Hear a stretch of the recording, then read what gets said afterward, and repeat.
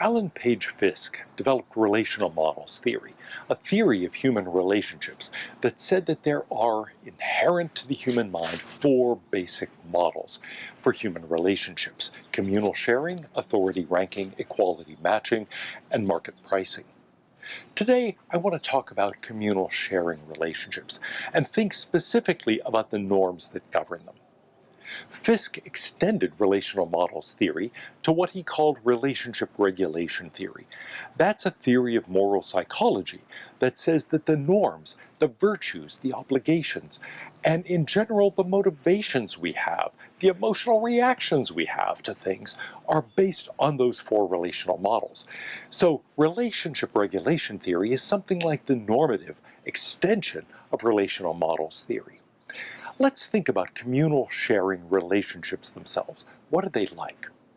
They're governed by a kind of Three Musketeers principle. All for one, one for all. In a communal sharing relationship, we don't worry about who has what, who has which responsibilities.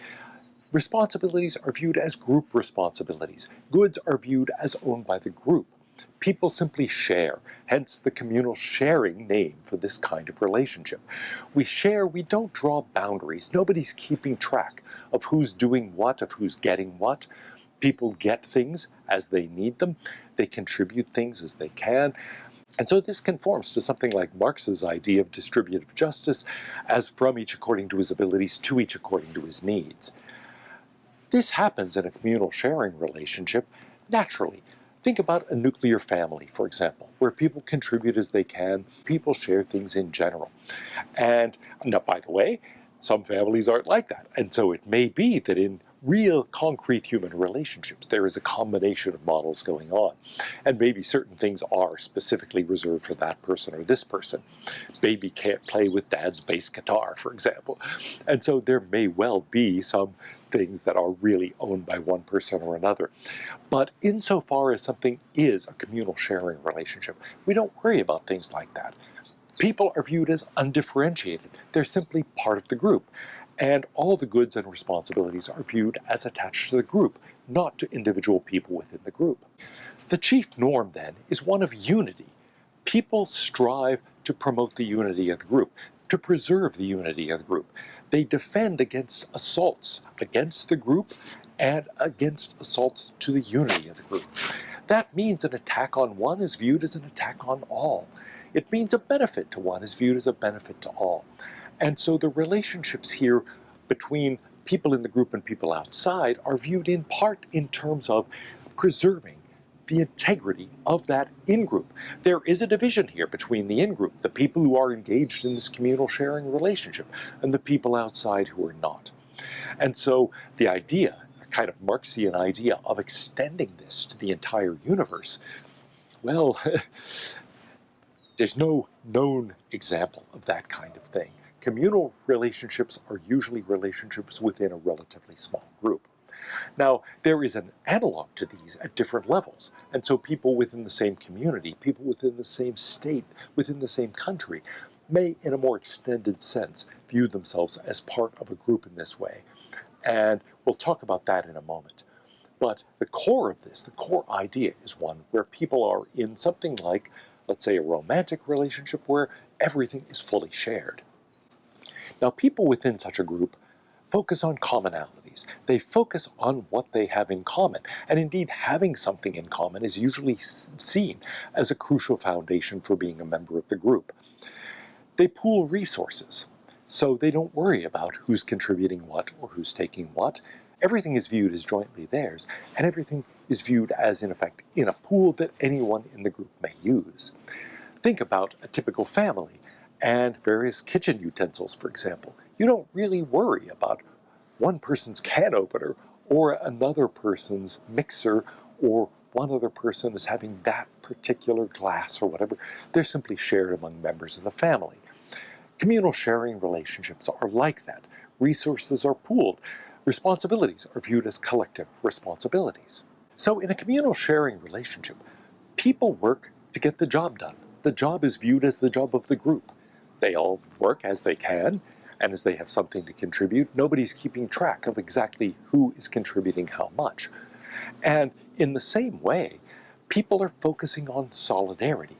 They're focusing on what the group has in common. They're focusing on the relationship among members of the group, and everybody has the job of preserving that.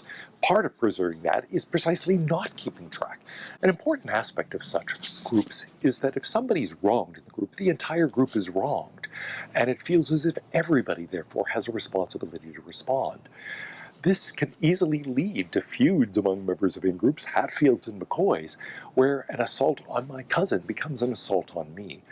And even though the person who did that assault may be long gone, nevertheless, I may take revenge on someone else of that group because the groups are viewed as units rather than the individual people within the groups. How do people make decisions in communal sharing relationships? They do it through consensus. They do it through a shared responsibility for decision making. They try to come up with joint decisions for the group. And in general, that's going to mean not a one man, one vote type of situation where we view people as equal contributors. That's more akin to an equality matching relationship. Instead, people seek consensus. Think about the Quakers, for example, who use consensus as a method of decision making. My own college, Haverford, was like that. All decisions were made collectively, and that kind of collective decision-making and reaching consensus was viewed as a very important value. In fact, it's quite common in business in Japan, where people seek consensus, and it's important not to dissent or differ from the overall consensus of the group. Now, that does entail various dangers. One of them is groupthink. It's easy for people to be afraid to voice objections. And indeed, I've talked to people who come out of meetings in their particular organizations. People are in the hallway or going down in the elevator or back in their original offices, and one person says, I have my doubts about whether we came to the right decision in that meeting. Somebody else says, me too. Someone else says, oh, me too, that didn't make any sense to me at all. Well, why didn't you say anything? Well, I didn't want to disagree. And it might turn out that everybody actually is in the same position. This can lead to something known as the Abilene paradox, where the group ends up doing something that no individual person wants to do or thinks is a good idea. In that original story, a bunch of people are at a ranch in West Texas, and they're thinking about what to do, and one of them says, well, we could go into Abilene for dinner. Now, nobody actually wants to go to Abilene, but this person tosses it out thinking, well, maybe somebody else would like to go to Abilene. So someone else says, well, yeah, we could do that. Yeah, I guess I could do that. And so on. And everybody consents, and so they all make this long trip to Abilene. And then, it's a long, dusty, hot journey. They get there, the dinner isn't even very good. Now a long way to come home. Finally, they get home, and somebody says, I didn't even want to go. Somebody said, well, I didn't want to go either. Well, I didn't want to go. Well, why did you bring it up? Well, I thought maybe somebody else would want to go. Okay, so the point is that we can be led. And in fact, I've seen business groups countless times led into something like the Abilene paradox, where hardly anybody, maybe nobody, thinks this is a good idea, but the group nevertheless reaches a consensus on that because somebody mentions it as a possibility and people are afraid to dissent. So there is a real danger here of groups achieving terrible outcomes that nobody wants, simply because of that method of group decision-making. Now, people in a communal sharing relationship have a very strong sense of being part of the group, of some common group identity. That can be a tremendous strength. They feel as if there is something holding them in common. There's a strong bond between the members of such groups and in such a relationship. But that can also be dangerous because it can be a way of excluding others. So such groups can become closed. They may even, in extreme cases, become hostile to people outside the group. Anyone perceived as a threat in particular can be the object of hostility. So this can have negative manifestations of xenophobia, of hostility toward other people, viewing others as other and excluding them. And so one has to be careful about communal sharing relationships. It's good for people within a family to have close bonds, and it's good for them to view people outside the family with a greater degree of suspicion than they view people inside the family. But of course, it shouldn't become a negative thing where one has hostility to people outside the group either. So, like any of the other relational models, this has strongly positive elements, but it also has dangers that we have to guard against. Communal sharing relationships tend to involve profound taboos, norms that involve prohibitions of various kinds, and some of these are hard to understand apart from their role in promoting the identity of the group. Now, some of them guard against dangers. For example, the incest taboo within a family is an attempt to protect the sanctity of that communal sharing relationship.